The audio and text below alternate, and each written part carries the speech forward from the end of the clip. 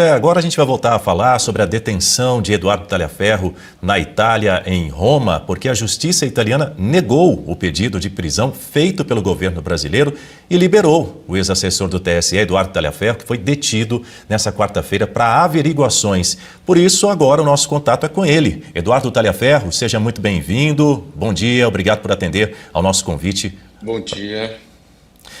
Bom dia, eu que agradeço a oportunidade de estar aqui no programa com vocês. Participam dessa entrevista eu e a nossa comentarista Guta Pini.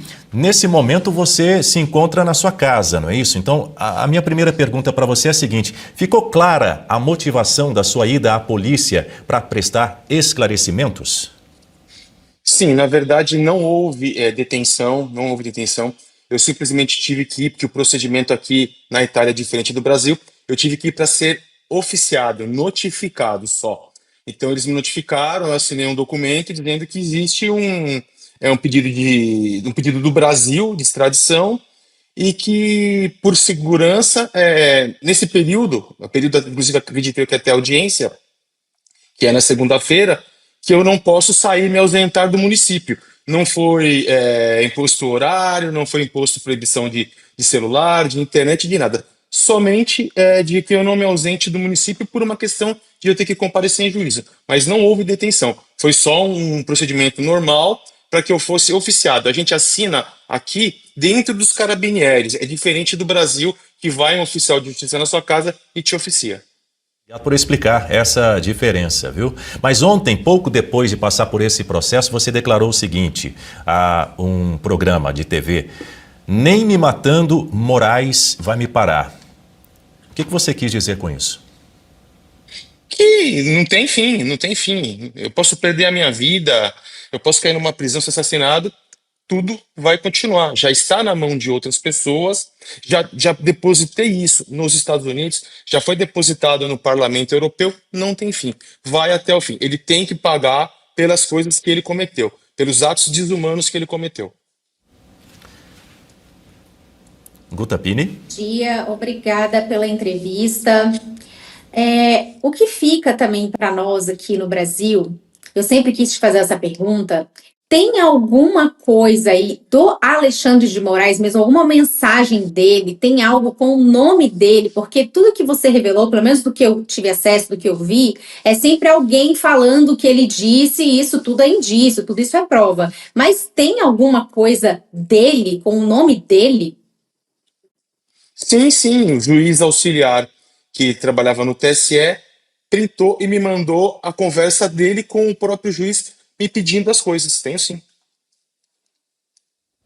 E você ainda teme a retaliação por parte do ministro Alexandre de Moraes, Talhaferro?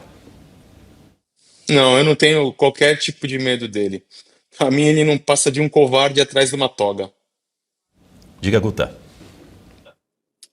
Então, Talhaferro, qual que é a tua expectativa aí na Itália desse processo de extradição? Porque aqui no Brasil a gente sabe que as cartas já estão todas na mesa, não tem muito para quem recorrer aqui. Mas e na Itália, qual que é a tua expectativa? Você acredita que será possível que enfim, que seja encarado isso como um crime político, uma perseguição, e que você possa permanecer aí na Itália? Qual que é a tua expectativa? Aqui na Itália, tudo corre de uma forma totalmente diferente do Brasil. Aqui, tanto a polícia quanto a justiça, elas trabalham de forma técnica, tá? Apesar de, no Brasil, o crime ao qual ele me imputa, da forma que eu fiz, não ser tratado como crime, porque quando você denuncia alguma coisa sigilosa que é crime da outra pessoa, no Brasil não é crime. Aqui também, o Código Penal italiano, ele inclusive protege o delator. Na verdade, não é o delator, é o denunciante. E existe um tratado também, que é o Tratado de Roma, que todo denunciante não deve ser preso e tampouco extraditado. Ao contrário, ele é recompensado. Então, o que a gente entende aqui é que, da forma que ele está impondo, primeiro, o processo já começou na última instância, e aqui na Itália isso não pode acontecer. Segundo, pedido de ofício pelo próprio juiz que eu denunciei, também não pode acontecer. Terceiro, estou denunciando fatos criminosos desse mesmo juiz. Então, tudo leva a entender, tecnicamente, que a Itália não vai fazer nada. Ela vai me ouvir, vai ter o procedimento e ela vai negar, como a Espanha negou e como os Estados Unidos negam. É tudo questão de tempo. O que acontece? Foi pedido na extradição, foi pedido de imediato a minha prisão e minha extradição. A Itália já negou, já não deu minha prisão. E assim, a única cautelar que eu tenho é de não sair do município até eu comparecer em juízo, que é na segunda-feira. Mas não me proibiu de horário, não me proibiu de telefone, de rede social, não me proibiu de nada. Taliaferro, pergunta da nossa audiência. Você já pensou em pedir asilo político? Não cabe asilo político para quem tem duas nacionalidades. O povo não entendeu isso, eu já tentei explicar. O asilo político cabe quando você é brasileiro, por exemplo, só é brasileiro, e o Brasil te persegue e você vai para outro país, aí você pede asilo político. No meu caso, no caso da Zambelli, não cabe asilo político porque nós somos brasileiros e italianos. Eu estou num país que é meu país também. Como que eu posso pedir asilo político no meu próprio país? Agora, se a Itália me perseguir politicamente, eu posso sim me deslocar a um terceiro país e pedir. Por quê? Porque o Brasil estaria me perseguindo e a Itália também, o que não acontece. Quero perceber de você o seguinte, como é que está essa temperatura da sua relação aí com a Itália? Você teme eventualmente uma perseguição política também por parte do governo italiano, de modo que você precise se deslocar para outro país aí na Europa ou não? Não, não tem problema nenhum.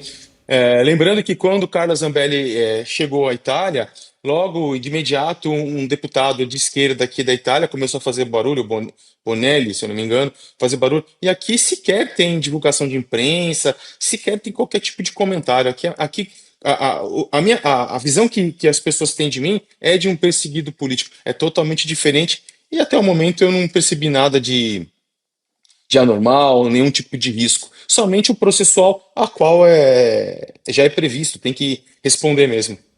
Diretamente, eu pergunto a você, você ainda guarda outras denúncias, outros materiais contra o ministro Alexandre de Moraes para apresentar? Sim. Eu tive 8 meses de trabalho dentro do Tribunal Superior Eleitoral e também do Supremo Tribunal Federal, porque eu também tinha que me deslocar para trabalhar lá, mesmo não sendo nomeado lá.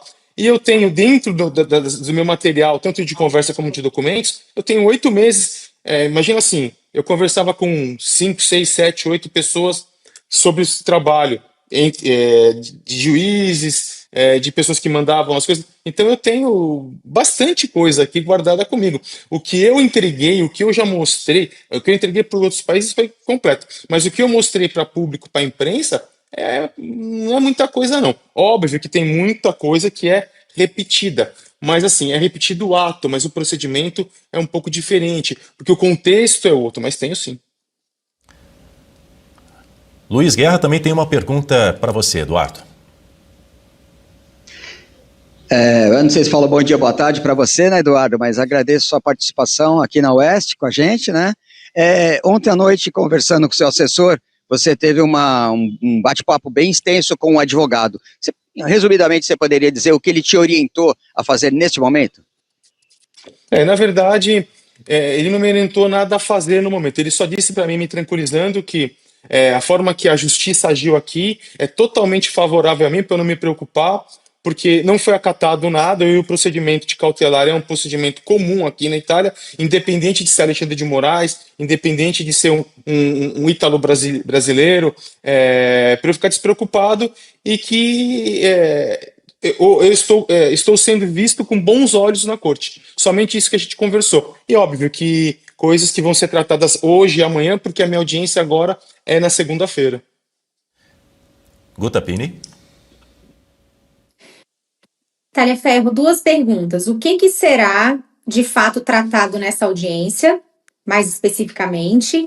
E antes de você sair para a Itália, sair do Brasil, você chegou a conversar com mais alguém do gabinete, das pessoas que fazem essas operações com você ali nos gabinetes, no TSE, o STF? Tem mais alguém disposto a falar, que está aguardando que mude algum contexto, um cenário, ou é só você mesmo?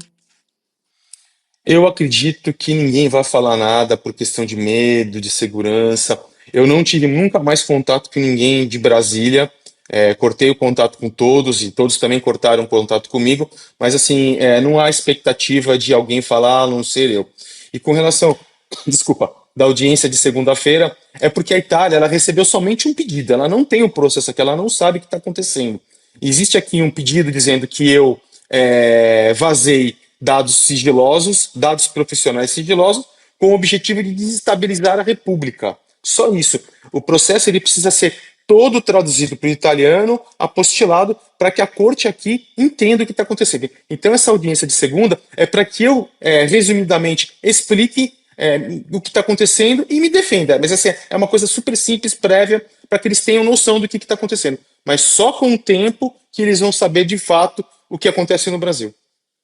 Talhaferro, minha pergunta para você é a seguinte: qual a sua expectativa em relação a essas denúncias que você vem fazendo ao longo dos últimos meses? Você avalia que elas podem levar a um eventual impeachment do ministro Alexandre de Moraes? Tecnicamente, elas deveriam levar de imediato a saída dele ou afastamento dele para uma investigação do Supremo Tribunal Federal.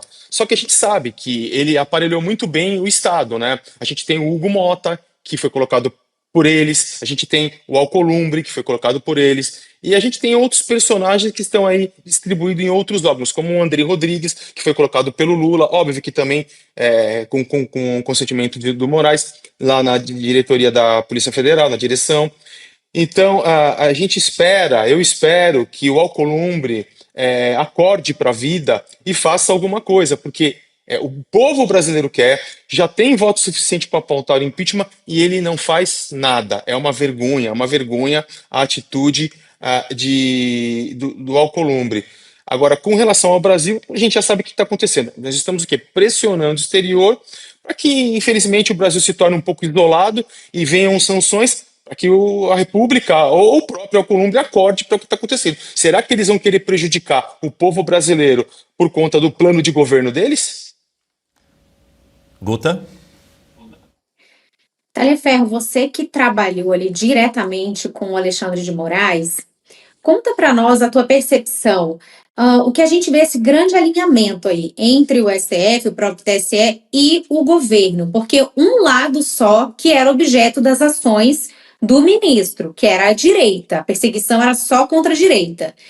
Isso aí te parecia um mero alinhamento do outro lado, ou era algo mesmo pessoal do próprio ministro, era uma coisa que se tornou dele, era uma vontade dele, ele enxergava esse lado, o ex-presidente, enfim, como inimigos dele, pessoais?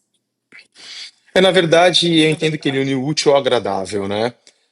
Ele tinha, sim, uma diferença com Jair Messias Bolsonaro e também, provavelmente, isso está muito, muito claro, que tinha um alinhamento com o Luiz Inácio Lula da Silva, para que o Lula fosse eleito e ele não corresse o risco de ter aí um impeachment, uma vez que Jair Messias Bolsonaro se tornasse presidente. Então ele correu, sim, com um combate extensivo à direita, para que o Lula chegasse ao poder e ele não fosse atingido. Então, aos meus olhos, ele uniu o útil ao agradável.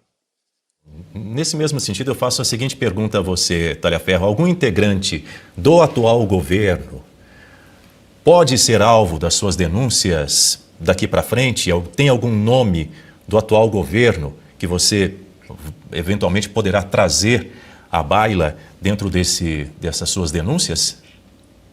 Eu já apresentei o nome do Dário Durigan, que é o número 2 da pasta do Haddad, Sim. que ele trabalhava no WhatsApp e fazia as reuniões com o TSE, e também da Samara Castro, que é a diretora da SECOM da Presidência da República, a qual enviava todo o material para que o pessoal fosse perseguido.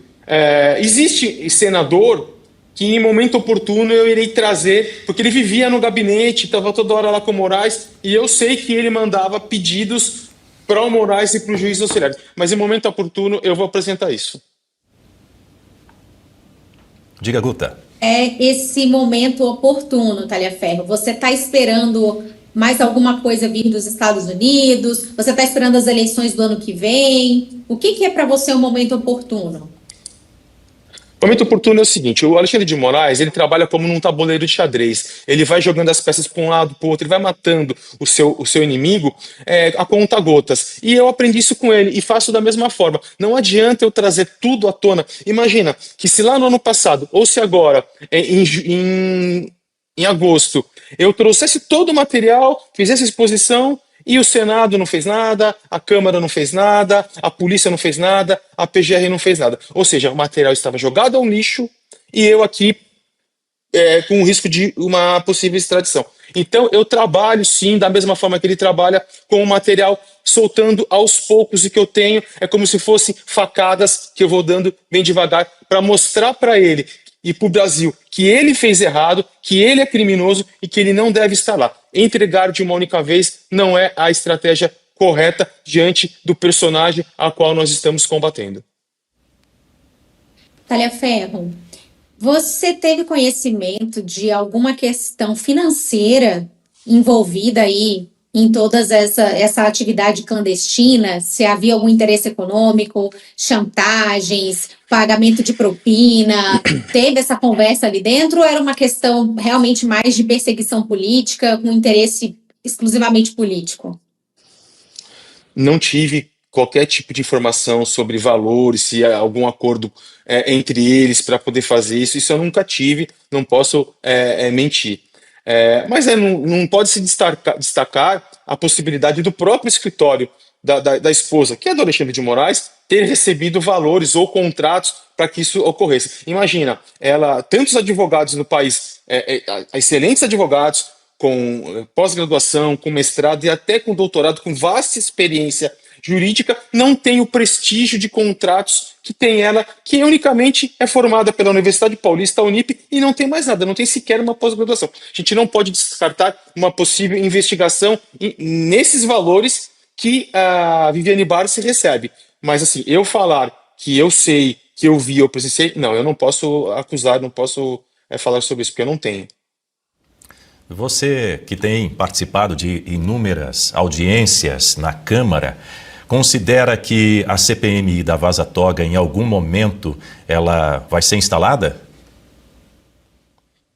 Muito perto de acontecer, a gente tem lutado muito para isso, a gente tem pedido também ao povo, né, ao brasileiro, que pressione o seu deputado, o seu senador, para que vote e isso aconteça. A gente tem fé que em breve vai acontecer, mas também precisamos ver como vai funcionar isso, né? Porque Alexandre de Moraes dá uma canetada e tudo muda, o que está errado. Talhaferro, em relação aos outros servidores que trabalhavam nesse gabinete, o que você sentia dali? Essas pessoas estavam também imbuídas desse sentimento de perseguição? Era algo que estava todo mundo gostando, as pessoas queriam fazer isso. Em algum momento teve um arrependimento, as pessoas continuaram fazendo aí por medo do ministro, mas ou era algo realmente de realmente alinhamento ideológico? Estava todo mundo querendo fazer isso. Bom, dentro do gabinete, a gente já sabia quem era de direita e quem era de esquerda. Existiam personagens, 1, 2, 3, 4, 5 de esquerda e 3 de direita, né? Os de esquerda, a gente percebia que somente um tinha o prazer do resultado. Os outros não, os outros eram mais sensatos, apesar de ter uma visão de esquerda, só trabalhavam, inclusive às vezes até contestavam o que estava sendo feito porque não achavam correto o próprio gabinete ser o responsável por aquele trabalho. Mas existia assim um personagem que ele era um pouco feliz, inclusive as certidões, se vocês pesquisarem as certidões, vocês vão ver que as certidões dele são as certidões lá das custódias, são as certidões mais frágeis, que pega pessoas que fizeram publicações em 2018, 2017, 2013, 2014, pessoas que praticamente só tinham nada, uma camisa amarela. Basta uma análise aí superficial que vocês vão perceber quem é o personagem. Mas existia, assim, aos meus olhos, somente um. Bom, ainda falando sobre esse gabinete paralelo, você se arrepende de ter feito parte desse gabinete durante algum tempo? E por que você resolveu denunciar? Na verdade, eu não me arrependo de ter feito parte do gabinete, porque quando eu fui chamado para trabalhar em Brasília, Eu fui chamado para trabalhar para chefiar um gabinete de desinformação, ou seja, aos meus olhos, como técnico, uma coisa séria. Fui lá não por questões financeiras. Eu já deixei bem claro que quando eu trabalhava como perito, a minha média salarial era de R$ 160.000 e eu fui para Brasília para ganhar 12 bruto. Mas por quê? Por uma questão curricular. Não que eu precisasse tanto daquele currículo, porque eu já tenho, graças a Deus, um currículo muito bom. Mas assim, ajudaria a enobrecer, era fechar minha carreira com chave de ouro. Mas quando eu cheguei lá e de fato eu vi o que estava acontecendo, eu parei assim, eu liguei um ponto de atenção, um ponto de alerta. Primeiro eu vi que só existiam, na primeira semana, denúncias com relação à direita, para pegar a direita. E depois eu vi aquele fato dos empresários, que é a fraude processual, que aquilo é gravíssimo. Aliás, tudo é gravíssimo, mas aquilo foi demais. Então eu pedi sim, diversas vezes, exoneração, foi negado, rasgado, inclusive quase assinado no sistema SEI, e quando eu percebi que para eu me desligar daquilo não ia ser tão fácil, e eu vi que tinha coisa errada, apesar da ordem de se deletar tudo, eu não deletei, porque eu já planejava em um momento, quando eu saísse de lá e eu estivesse seguro, fazer a denúncia, porque aquilo, dentro da minha visão, da minha ética e da minha honestidade, não é correto.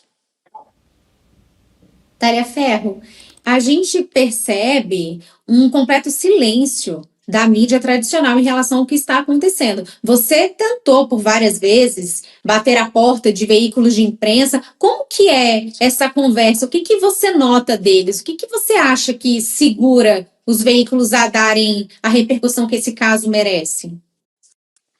Ou é medo ou é envolvimento por conta de recebimentos de valores do governo. Procurei sim mídias e você vê que não tem qualquer tipo de interesse. Olha aí o que aconteceu ontem. Nenhuma mídia tradicional me procurou. Eu vi que teve uma reportagem na UOL, inclusive dizendo que eu fui exonerado por violência doméstica e disparo de arma de fogo, que eu atentei contra a minha família. Só que assim, eles não falam que eu fui absolvido. Ou seja, eles continuam mantendo aquele discurso chulo, aquele discurso medíocre que alimenta o poder, alimenta a boa imagem, que na verdade é uma péssima imagem, de Alexandre de Moraes. Então a gente não pode esperar nada que venha da imprensa tradicional. Aliás, ela deveria nem mais existir no país, porque ela presta um desserviço à população. Talhaferro, os advogados da deputada Carla Zambelli disseram que podem usar as suas denúncias contra o ministro Alexandre de Moraes. Para você, há possibilidade, na sua avaliação, de Carla Zambelli ser solta aí na Itália? Bom, teria que tentar mudar o cenário para uma perseguição política, que não é o caso que está acontecendo aqui com ela, né? Aqui ela está presa justamente por conta da invasão lá no Conselho Nacional de Justiça, do qual um criminoso, um estelionatário, que é o Walter Delgatti, falou que ela participou. Então não existe uma prova material que associa, não existe um repasse de dinheiro comprovado, não existe uma conversa comprovada, é somente uma fala de um criminoso já conhecido da Justiça de São Paulo. Então teria que mudar isso, mas o material acredito que sim, que ajude. A gente não pode garantir, mas o material não está só disponível para ela, não. Está disponível para qualquer cidadão que foi penalizado pelo Alexandre de Moraes nesse contexto.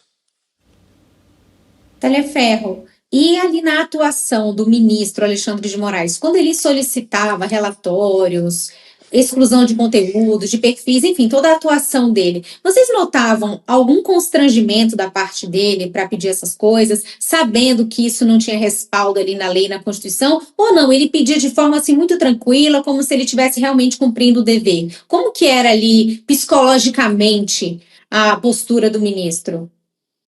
Era de uma forma rústica, agressiva e imediata. Ele não tinha qualquer tipo de. Ele e os seus juízes auxiliares, porque ele pressionava os juízes. Os juízes às vezes nem queriam fazer aquilo, mas ele pressionava de uma forma tão agressiva que eles se sentiam abalados e acabavam repassando.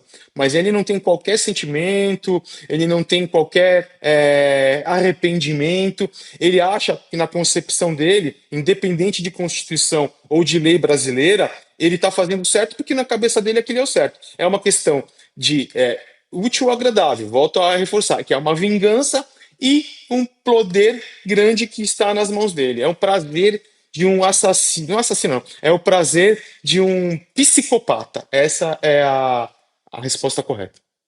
Talaferro, o que você denunciou como uma perseguição política a integrantes da direita, eu quero ouvir você. Se você entende que isso é um plano de poder por parte, seja do judiciário ou até mesmo do governo atual. Eu percebo que isso é um plano de governo, é um plano do judiciário que já vem traçado não naquele momento e anterior àquele momento. Porque, inclusive, os personagens que trabalharam nas eleições antes são personagens que já vinham atuando com isso e foram agraciados com cargos. Então, ao meu entender, é um plano de poder, é um plano de colocar o Luiz Inácio Lula da Silva no poder e é um plano de perpetuar, de dar cada vez mais poder para Alexandre de Moraes. Lembrando que ele, pessoalmente, a Cristina, na verdade, falou para mim que ele quer e ele vai ser presidente da República do Brasil. O que ela me passou na época, que nesse próximo pleito não, mas possivelmente no outro pleito, em 2030. Essa é a ideia dele de se tornar o presidente. Mas a gente já percebe que, na verdade, ele não precisa nem ser candidato, porque ele já tem mais poder que o próprio presidente da República. Pois é, então, do seu ponto de vista, essas denúncias que você está fazendo podem comprometer o futuro das eleições do ano que vem, em 2030, o futuro das eleições em benefício da esquerda, é isso? O sistema político do país, não só as eleições, porque eles fizeram um teste em 2022 com fake news, com o trabalho do tribunal, e assim, eles tinham já pessoas prontas para poder estar nos cargos específicos, fazer o trabalho, e já tinham. É uma organização criminosa, seria esse a palavra correta. E agora eles estão aperfeiçoando, estão se perpetuando no poder, cada vez com mais poder, com personagens em cargos específicos, em posições específicas. Ou seja, se isso não for barrado agora, as eleições do próximo ano serão desastrosas, se é que elas existirão, mas serão desastrosas e a gente já sabe, inclusive, o resultado dela. A esquerda novamente no poder. No caso, se Luiz Inácio Lula da Silva for candidato, será ele. A gente já percebe que qualquer personagem de direita que se manifesta sua vontade ou o desejo, né, de se tornar um candidato a presidente, ou até aos olhos dele, um possível personagem de direita que pode ser um candidato forte, ele já começa a jogar numa investigação. Olha o que ele fez com o Tarcísio. Ele começa a jogar em outra. Olha o que ele fez com o Silas Malafaia. Então ele já está começando a tirar os direitos, tentar tirar os direitos políticos de possíveis candidatos que possam derrotar Luiz Inácio Lula da Silva, caso Jair Messias Bolsonaro realmente não tenha uma reversão e não possa concorrer. Talaferro, e os outros ministros? O que você via deles, ouvia? Existia alguma conversa ali de corredor, até dos outros assessores? O que se comentava aí nos corredores do Supremo, do TSE? Tá todo mundo realmente alinhado? Não tem ninguém com medo? Antes de você sair, o que você ouvia ali? Que era um absurdo que estava acontecendo ou não? Tava todo mundo ali achando que tá tudo bem? Conversa entre ministros, conversa de corredores, isso nunca existiu, porque raramente eles transitam em área comum dentro do Tribunal Superior Eleitoral ou do Supremo Tribunal Federal. Inclusive, eles têm elevadores particulares que só servem eles. Eles não utilizam o mesmo elevador que utilizam os servidores normais dos tribunais. Percebia-se que nos plenários não tinha nem sequer tempo para que fosse a votação. O Moraes falava, votando tal, quem está de acordo, tá todo mundo. Então, não dava nem sequer 2, 3 segundos para qualquer um dos ministros que ali estavam se manifestar. Isso sim já mostra que, de fato, existe um alinhamento ideológico e de trabalho, né, com o Alexandre de Moraes. Isso é claro, é evidente, porque se não existisse esse alinhamento, diante de tudo que está acontecendo no Supremo Tribunal Federal e as sanções que já foram, inclusive, aplicadas, não só Alexandre de Moraes, como também em outros ministros, eles já teriam se manifestado, já teriam ido totalmente contra as ações e atitudes de Alexandre de Moraes. Bom, eu quero voltar um pouquinho na sua rotina profissional dentro desse gabinete do TSE. Você coordenava relatórios sobre suposta desinformação nas eleições de 2022 e depois você também ainda chegou a participar da produção de algum relatório referente aos atos do 8 de janeiro ou você já estava afastado da sua rotina? Não. O gabinete, na verdade, ele não fazia um monitoramento, como eu vou dizer para você, ativo.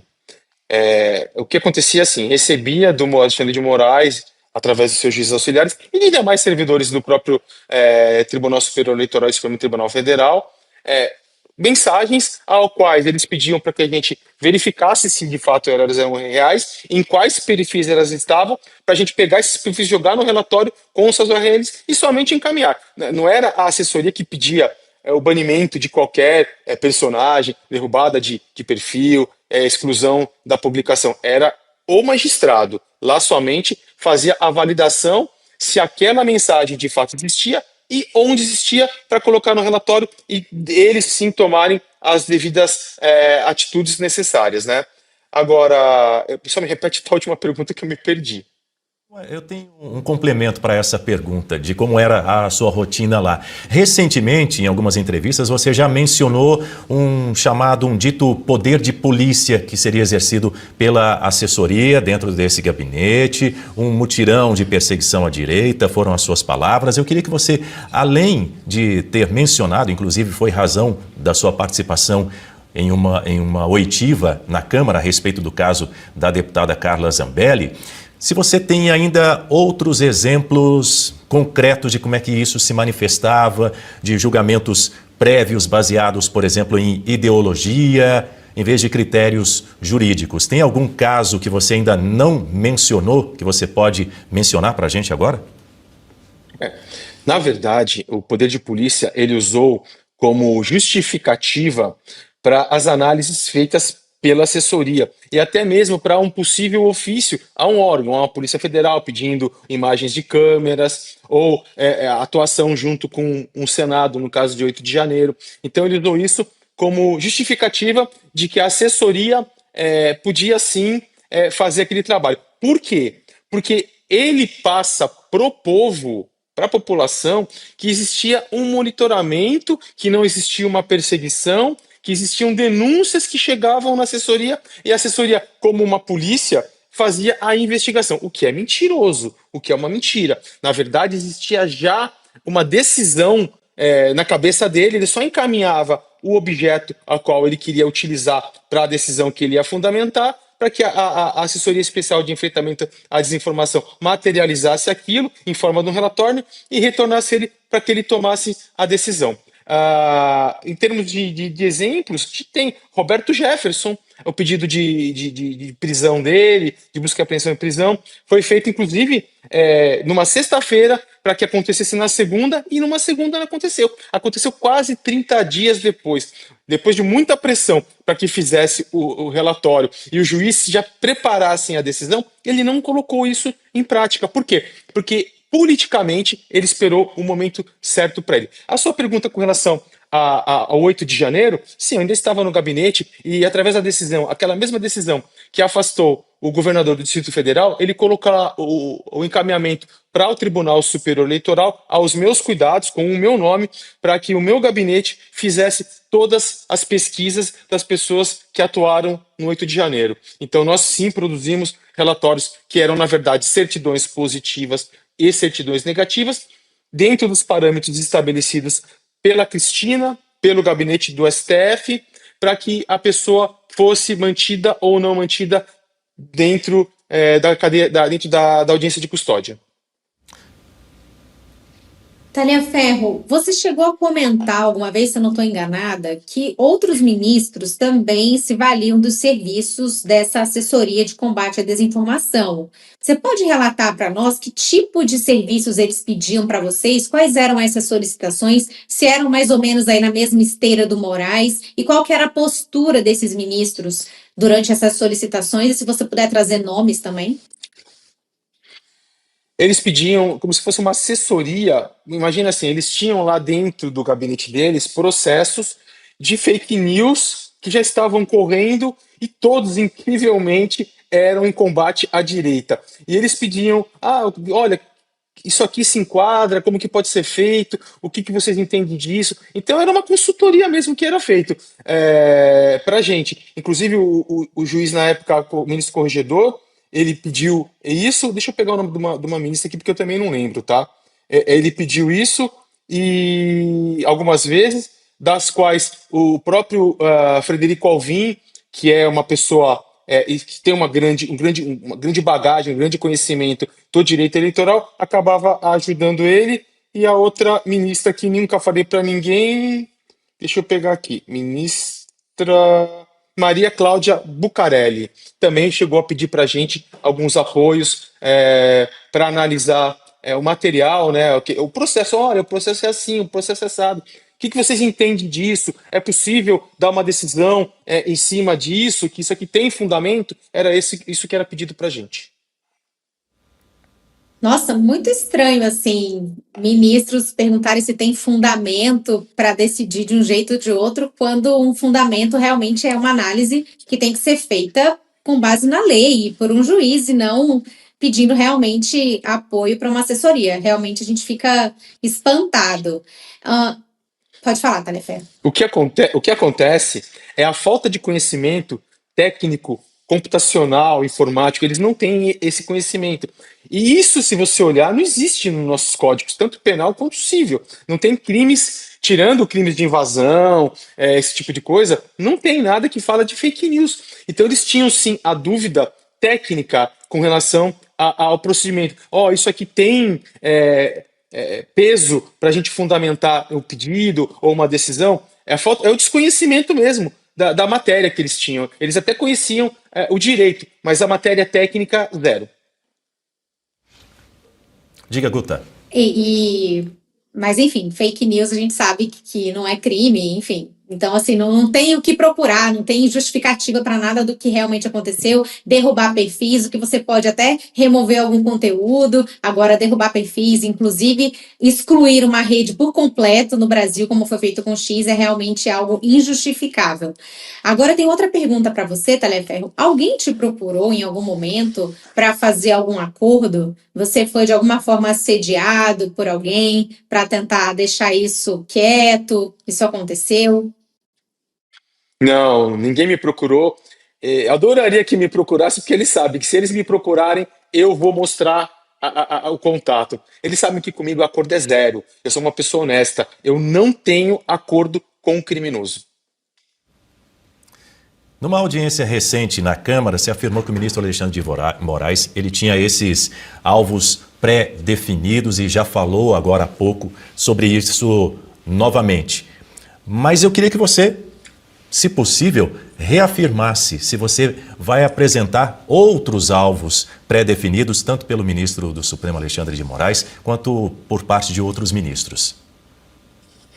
Eu falei de alvos, mas eu apresentei poucos alvos, né? Eu tenho outros, inclusive dos que eu falei, e sim, eu vou divulgar mais coisas. Por exemplo, ninguém viu coisas aí do Figueiredo, o Civil viu uma, ninguém viu coisas do Fiuza, coisas do Bismarck, coisas do Valadão, coisas do Davi Sasser, do próprio Constantino. Falei, mas pouquíssima coisa foi apresentada ao povo, diferente das comissões. Mas sim, eu vou trazer mais coisas sim. Pretende trazer mais Taleferro, coisas? vou falar. Vamos tirar para o ímpar aqui, eu e o Dani. Não, eu só queria tá saber todo mundo quando... querendo perguntar. Exatamente. É porque eu quero só saber de você, Taliaferro, quando você planeja apresentar esses outros nomes, em que circunstância isso pode ocorrer? Eu acordo com a vontade de fazer e vou e faço. Diga, Guta.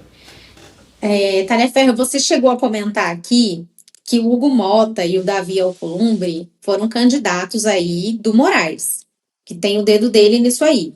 Pelo menos acho que foi isso que eu entendi. Mas a presidência desses dois cidadãos aí no controle da Câmara e do Senado tiveram apoio do PL, da oposição, quando havia aí outros candidatos à disposição. Como é que você avalia tudo isso?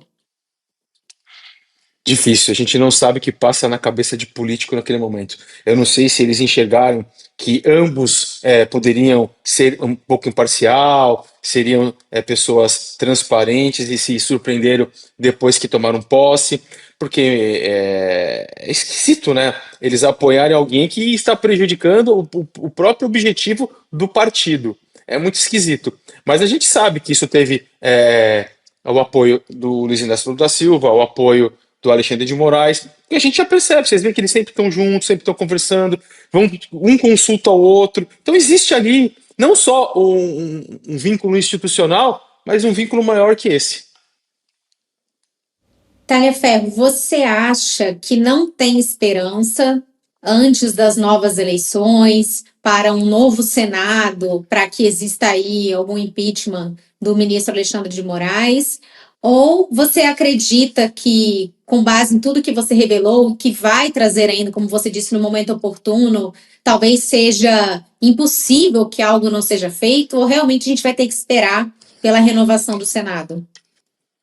Eu vou responder de uma forma diferente. Eu pretendo que isso aconteça, eu faço de tudo para que isso aconteça e eu espero que o povo pressione, não pressione com e-mail, pressione com mensagens, pressione indo às ruas, que o povo ou paralise, fique em casa. Eu espero que o povo, a gente precisa do povo também. O povo tem que pressionar os candidatos ali eleitos para que eles façam alguma coisa. Então eu tenho a esperança e eu acredito que algo aconteça antes das eleições. Não é possível que diante de todo esse cenário, diante de tudo que foi denunciado, comprovado com perícia, as coisas continuem assim. Ou seja, pessoas vivendo fora do país, com pedidos de extradição, pedidos de prisão, presos injustamente no Brasil, e nada aconteça com todo esse material comprovando que tudo isso é fraudulento.